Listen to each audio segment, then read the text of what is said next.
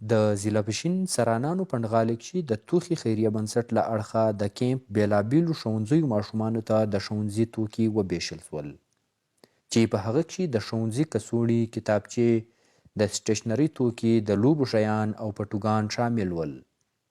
د پنډغالي ماشومانو دغه توکي ترلاسه کولو وروسته د خوشحالۍ اظهار کړی دی او د توخي خیریه بنسټ دغه ګامونه یې د ستایلو وړ ګڼلي دي. زه د پنځمې ای ټولګي زده کوونکی یم د 22 نمبر ښوونځي څخه.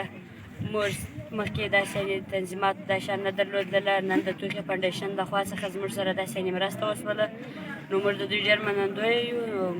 موږ غواړو چې زموږ سره نورې هم داسې مرستې وشي. زموږ کیمپ کې ډېر د اوبو کمی دي، د اسپتالو د دوشیانو کمی دي، نو دلته ډېره ګراني ده، باید موږ سره مرسته وشي. زما نوم منیر احمد دی. زه د 10م ټولګي زده کوونکی یم د 14 نمبر ښوونځي یم.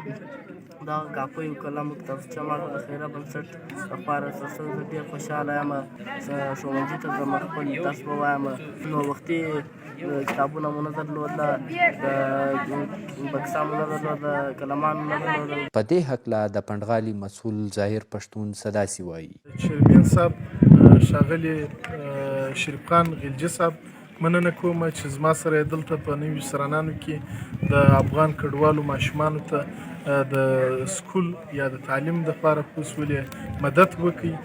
زه په حیث د یو افغان کډوال او د دې کیمپ د مسؤل په توګه د دوی مننه کوم او د ښاغلي شریف خان غلجي صاحب څخه په ډېر درنښت هیله کوم چې زموږ دلته دوې غټې ستونزې دي چې دلته موږ د اوبو غټه ستونزه لرو.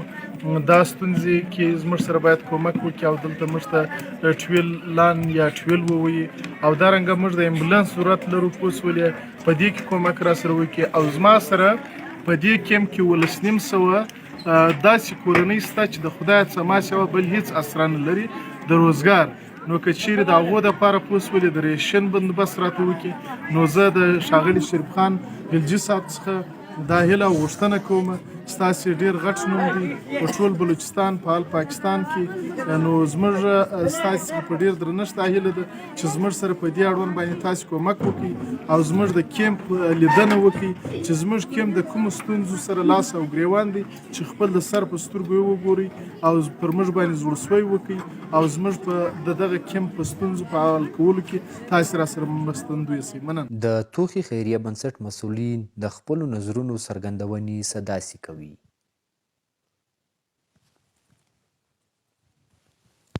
زه په حیث د توخي فاونډیشن د کلاس اطلاع صدر، موږ نن پښین سرانان کیمپ غازي امان الله خان ښوونځي ته راغلي وو. دا د دې بچیانو حق دی، موږ بیا ورته راوړو، بیا ورته راوړو. د ظاهر پښتون صاحب په وینا چې د دوی دلته دوی ډېرې زیاتې ستونزې دي چې هغه یو د دوی د امبولانس ډېره شدیده ستونزه ده. کله چې یو مریض پیښ شي تر روغتونه پورې ځي، هغه په دې لار کې ساه ورکړي، او بل د دوی د اوبو ډېره مسله وله. نو زه ظاهر پښتون ته دا یقینداني ورکوم چې دلته به زموږ چیرمین حاجي شریف خان غلجي صاحب دلته به دوره کوي.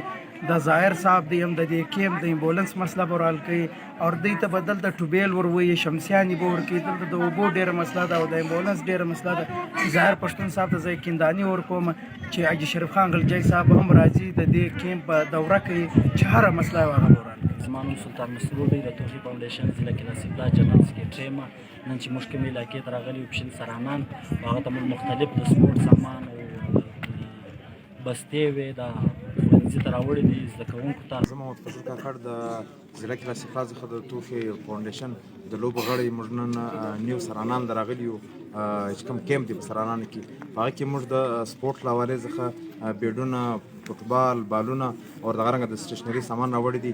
انشاءالله مزید به هم نور موږ په نیو سرانان کیمپ کې کار کوو. زما نوم محمد آصف دی، زه د توخي فاونډیشن صوبایي اطلاعات سکرټري یم.